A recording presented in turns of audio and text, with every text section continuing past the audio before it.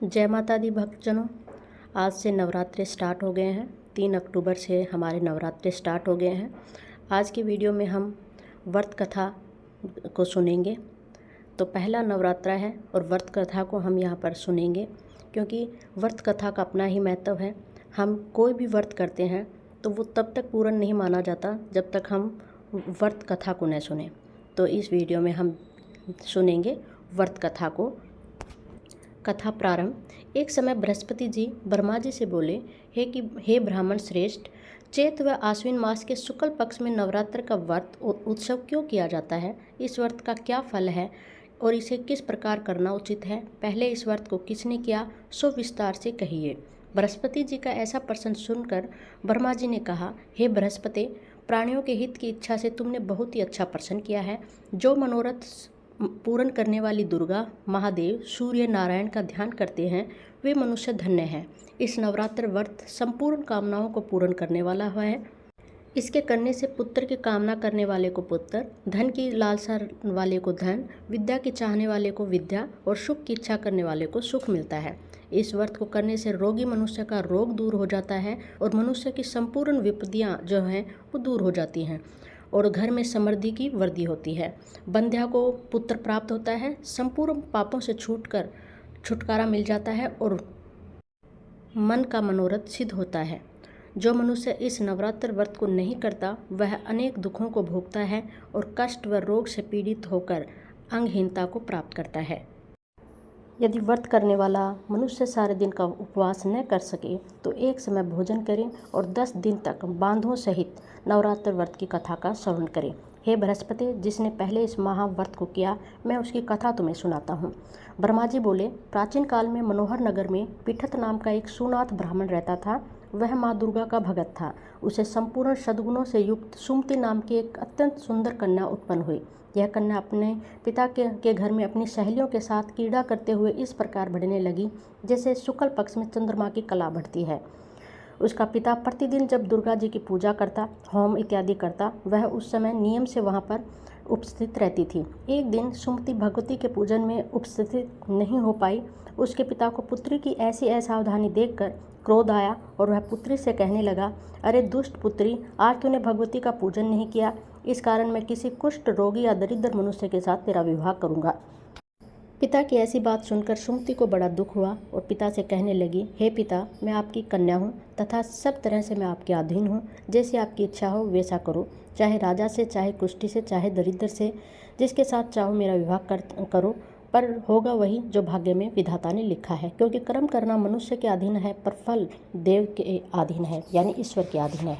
कन्या के निर्भयता से कहे हुए यह बात सुनकर ब्राह्मण को और अधिक क्रोध आया और अपनी कन्या का विवाह एक कुष्ठी के साथ कर दिया और अत्यंत क्रोधित होकर पुत्री से कहने लगा, हे पुत्री, अपने कर्म का फल भोगो, देखे भाग्य के भरोसे रहकर क्या करती है। पिता के ऐसे कटु वचनों को सुनकर सुमति मन में विचार करने लगी, अहो मेरा बड़ा दुर्भाग्य है जिससे मुझे ऐसा पति मिला। इस तरह अपने दुख का विचार करते हुए वह कन्या अपने पति के साथ वन में चली गई और डरावने कुशायुक्त उस निर्जन वन में उन्होंने वह रात बड़े कष्ट से व्यतीत की।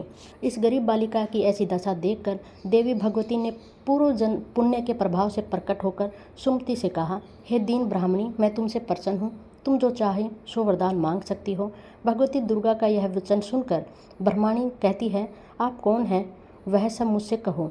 ब्रह्मणी का ऐसा वचन सुनकर देवी ने कहा कि मैं आदि शक्ति हूँ, मैं ही ब्रह्म विद्या हूँ, मैं सरस्वती हूँ और प्रसन्न होने पर मैं प्राणियों को दुख दूर करके उनको सुख प्रदान करती हूँ। हे ब्राह्मणी, मैं तुझ पर तेरे पूर्व जन्म के पुण्य के प्रभाव से प्रसन्न हूँ। मैं तुम्हें पूर्व जन्म का वृत्तांत सुनाती हूँ, सुनो। तुम पूर्व जन्म में निषाद की स्त्री थी और अति पतिव्रता थी। एक दिन तेरे पति निषाद ने चोरी की। चोरी करने के कारण तुम दोनों को सिपाहियों ने पकड़ लिया और और खाना जो है कुछ भी नहीं दिया, जेल में बंद कर दिया और तुमको कुछ खाने या पीने के लिए नहीं दिया। इस प्रकार नवरात्र के दिनों में न तो तुमने कुछ खाया और न ही कुछ पिया। इस प्रकार 9 दिन तक नवरात्र का व्रत हो गया। हे ब्राह्मणी, उन दिनों में जो व्रत हुआ उस व्रत के प्रभाव से प्रसन्न होकर मैं तुम्हें मन वांछित वर देती हूँ। तुम्हारी जो इच्छा हो सो तुम मांगो। उस पर प्रसन्न होकर ब्राह्मणी कहती है कि हे दुर्गे, मैं आपको प्रणाम करती हूँ, कृपा करके मेरे पति का कोढ़ दूर करो। देवी ने कहा, उन दिनों तुमने जो व्रत किया उस व्रत का एक दिन का पुण्य अपने पति के कोढ़ को दूर करने के लिए अर्पित करो। उस पुण्य के प्रभाव से तेरा पति ठीक हो जाएगा। इस प्रकार देवी के वचन सुनकर वो ब्राह्मणी प्रसन्न हो जाती है और पति को निरोग करने की इच्छा से ठीक है ऐसा बोलती है। ऐसा वचन कहते ही उसका पति जो है माँ भगवती दुर्गा की कृपा से कुष्ठहीन हो जाता है। यह ब्राह्मणी पति को देवी की इतनी पराक्रम देखकर बहुत प्रसन्न होती है और देवी का स्तुति करती है और कहती है, हे दुर्गे, आप दुर्गति को दूर करने वाली हो, तीनों लोगों का संताप हरने वाली हो, समस्त दुखों को दूर करने वाली हो, रोगी मनुष्य को निरोग करने वाली हो, प्रसन्न होने पर मन वांछित वर देने वाली हो और दुष्टों का नाश करने वाली हो। तुम ही जगत की माता हो, तुम ही पिता हो। हे अम्बे, मुझ अपराध रहित अबला को मेरे पिता ने कुष्ठी मनुष्य के साथ विवाह करके घर से निकाल दिया था। पिता से तिरस्कार मैं इस निर्जन वन में विचरण कर रही थी। आपने मेरा इस विपदा से उद्धार किया है। हे देवी, मैं आपको प्रणाम करती हूँ, मेरी रक्षा करो। उस ब्राह्मणी की ऐसी स्तुति सुनकर देवी बहुत प्रसन्न हुई और ब्राह्मणी से कहा, हे ब्राह्मणी, तेरे उदाले नाम का अति बुद्धिमान, धनवान, कीर्तिवान पुत्र शीघ्र होगा।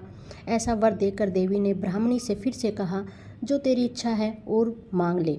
सुमति ने कहा कि हे भगवती दुर्गे, अगर आप मुझ पर प्रसन्न हैं तो कृपा करके मुझे नवरात्र व्रत विधि को विस्तार से वर्णन करें। ब्राह्मणी के वचन सुनकर माँ दुर्गा ने कहा कि हे ब्राह्मणी, मैं तुम्हें संपूर्ण पापों को दूर करने वाले नवरात्र व्रत विधि बतलाती हूँ। चैत मास के शुक्ल पक्ष की प्रतिपदा से लेकर 9 दिन तक व्रत करें। यदि दिन भर का व्रत न कर सकें तो एक समय भोजन करें और शुभ मुहूर्त में घट स्थापित करें और वाटिका बनाकर उसे प्रतिदिन जल से सींचें। महाकाली, महालक्ष्मी और महासरस्वती की मूर्तियां स्थापित करके उन्हें हर रोज़ विधिपूर्ण पूजा करें। बिजोरा के फल से अर्घ्य देने से रूप की प्राप्ति होती है। जायफल से अर्घ्य देने से कीर्ति प्राप्त होती है। दाख से कार्य की सिद्धि होती है। आंवले से सुख की प्राप्ति होती है और केले के अर्घ्य देने से आभूषण की प्राप्ति होती है।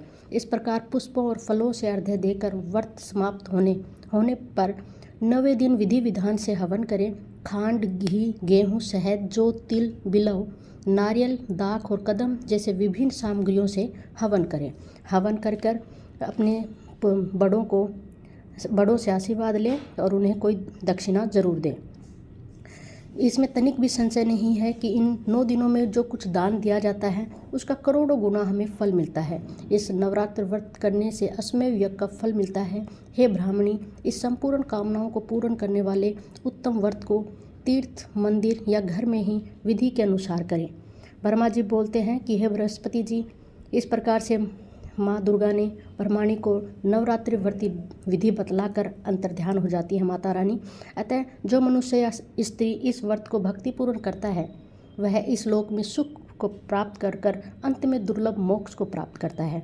ब्रह्मा जी कहते हैं कि हे बृहस्पति जी, इस दुर्लभ व्रत का महात्म्य है मैंने जो कि आपको बताया है। ऐसा सुनकर बृहस्पति जी आनंद से प्रफुल्लित हो जाते हैं और कहने लगते हैं कि हे ब्रह्मा, आपने मुझ पर अति कृपा की जो मुझे इस व्रत का महत्व सुनाया। ब्रह्मा जी बोले कि हे बृहस्पति, इस देवी भगवती जो कि संपूर्ण लोकों का पालन करने वाली हैं, इस महादेवी के प्रभाव को कौन जान सकता है। बोलो देवी भगवती की जय। जय माता दी। इस प्रकार से हमारी नवरात्र कथा जो है ये पूर्ण होती है। इसको प्रतिदिन 9 दिनों तक सुने, आपकी माँ भगवती संपूर्ण कामनाओं को पूर्ण करेंगी। कोई भी व्रत हो, कथा का अपना ही महत्व है। जब तक कथा सुनी नहीं जाती या पढ़ी नहीं जाती तब तक व्रत को अपूर्ण माना जाता है। तो कथा को पूरा पढ़ें या सुने, उसको बीच में अधूरा कभी भी न छोड़ें। माँ भगवती आपकी सभी मनोकामनाएं पूर्ण करें। इसी के साथ हम वीडियो को समाप्त करते हैं। जय माता दी।